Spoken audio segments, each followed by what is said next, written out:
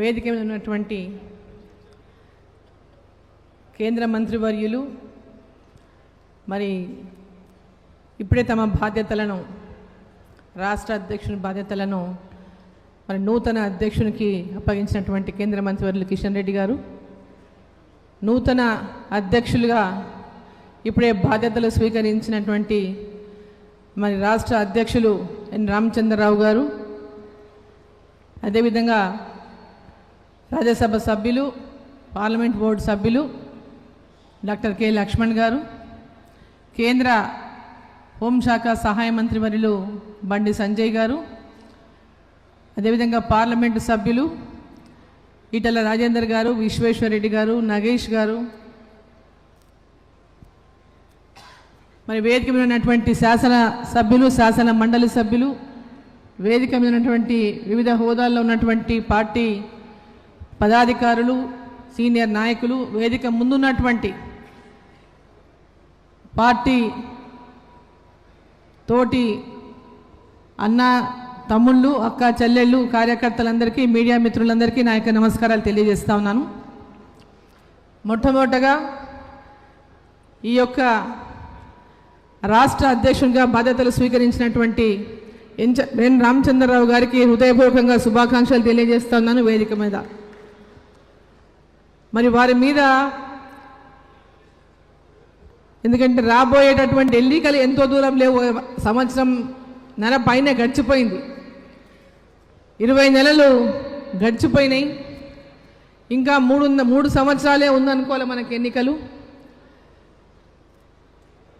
ఇప్పుడు ఉన్నటువంటి ప్రభుత్వం మరి ప్రజా వ్యతిరేకతను ఎదుర్కొంటున్న విషయం ఇంతకుముందు కిషన్ రెడ్డి గారు అన్ని విషయాలు చెప్పింది. మనకు మళ్ళీ సమయాన్ని వృధా చేయదలుచుకోలేదు. మనకందరికీ కూడా ఒక ఛాలెంజ్, ఇప్పుడు భారతీయ జనతా పార్టీ కార్యకర్తలకు అందరికీ కూడా మనం అధికారంలోకి రావడానికి ఒక బ్రహ్మాండమైనటువంటి వాతావరణం ఈ రాష్ట్రంలో భారతీయ జనతా పార్టీ వైపు చూస్తున్నారు ప్రజలు. ఈ అవకాశాన్ని మనం అందరం కూడా పూర్తిగా సద్వినియోగం చేసుకోవాల్సిన బాధ్యత మన ప్రతి ఒక్కరిపైన ఉందని చెప్పి ఈ సందర్భంగా నేను తెలియజేస్తా ఉన్నాను.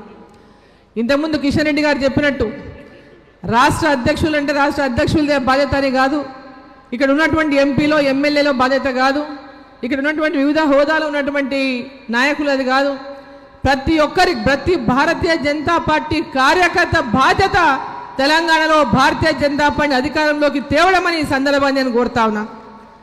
ఆ బాధ్యత మనం అందరం నిర్వర్తించాలి. మరి రామచంద్రరావు గారు మరి రాష్ట్ర అధ్యక్షునిగా, నూతన అధ్యక్షునిగా ఇవాళ బాధ్యత స్వీకరించినటువంటి నేపథ్యంలో పాత కొత్త అనేది ఆ పదం అనేదే ఉండకూడదని చెప్పి ఈ సందర్భాన్ని నేను కోరుతా ఉన్నాను. భారతీయ జనతా పార్టీ అందరూ ఒకటే, నిన్నొచ్చినా ఈరోజు వచ్చినా ఎప్పుడొచ్చినా భారతీయ జనతా పార్టీ కార్యకర్తలుగానే అందరినీ భావించాలి. ఆ దిశగా భారతీయ జనతా పార్టీ కార్యకర్తలందరూ కూడా పాత కొత్త అనేటువంటి భేదాలు లేకుండా అందరం కలిసి ముందుకెళ్ళి మనం తెలంగాణలో మన లక్ష్యం నరేంద్ర మోదీ గారి నాయకత్వంలో తెలంగాణలో భారతీయ జనతా పార్టీ అధికారంలోకి తేవడమే లక్ష్యంగా, ప్రజల యొక్క ఆకాంక్ష నెరవేర్చేటటువంటి లక్ష్యంగా మనం అందరం కలిసి పనిచేయాలని రామచంద్రరావు గారు మంచి అనుభవజ్ఞులు.